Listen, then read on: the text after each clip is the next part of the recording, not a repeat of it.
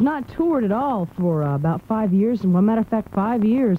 He's going to be at the US Festival. That will be his first U.S. appearance in 5 years, coming up at the US Festival, coming up a little later on. So we continue with the 95 Rock Saturday Night Six-Pack. Still to come, Rick Springfield's new one, Living in Oz, the Beatles, Sgt. Pepper, Genesis, and then there were three in Loggins and Messina, Full Sail. Free Live is the name of this album coming up. It's somewhat rare. Don't try and find it in the stores.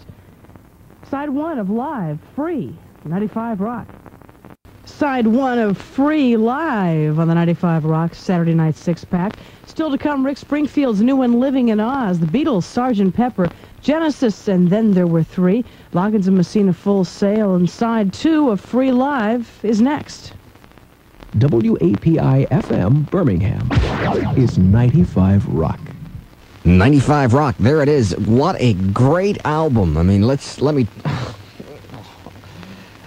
What can I say? That is one of the best bands ever. Too bad they stayed around for about 5 LPs. They had their very first album, then a second album titled Free, then Fire and Water, which contained their biggest hit all right now, then Highway, which I know was on the album jacket right here.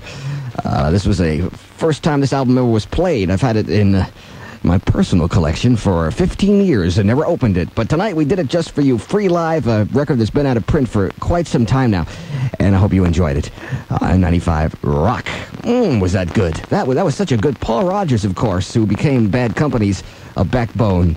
The leader of that band, Free. Too bad they didn't stay around just a little bit longer. They tried to reform back in, what year was it? 1973. They came out with a album entitled Heartbreaker, and that had a good song on it called Wishing Well, but at last, didn't last too long. We'll be right back with the third album tonight on the Six-Pack, Rick Springfield, Living in Oz, so stand by.